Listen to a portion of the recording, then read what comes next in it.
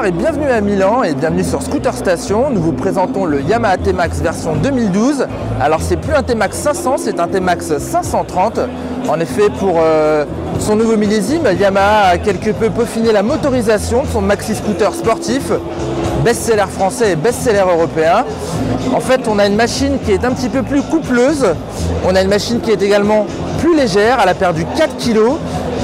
L'idée de Yamaha est de renforcer un petit peu la sportivité de son modèle avec cette nouvelle déclinaison.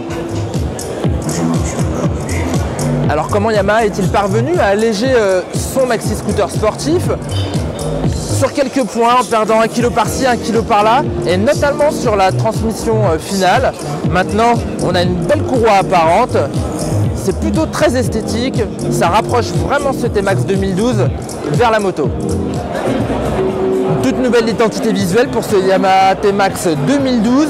On perd les lignes tout en arrondi pour avoir des angles, des parties descendantes, les clignotants intégrés. C'est assez joliment fait.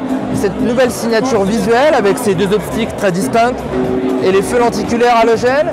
Et ce troisième feu, comme on a pu le voir sur les Yamaha R6, les super sportifs de la marque. Sur le bas de caisse, on reconnaît un tout nouveau sabot moteur, vraiment profilé, avec des lignes très tendues, qui nous rapprochent vraiment là aussi des motos sportives de la gamme. On retrouve des petits détails de finition très agréables, comme ce pavé, ce pad pour les pieds en matière assez noble.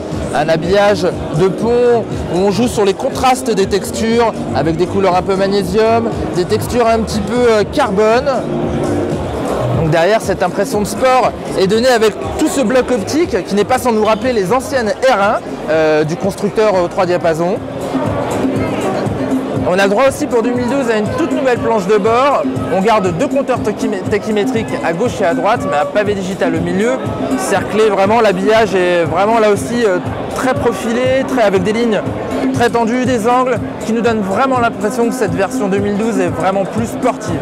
Donc au catalogue apparaîtra également une version avec l'ABS, mais également une version avec un coloris gris mat, un petit peu à l'image de ce qu'on a vu cette année avec le Yamaha T-Max 500.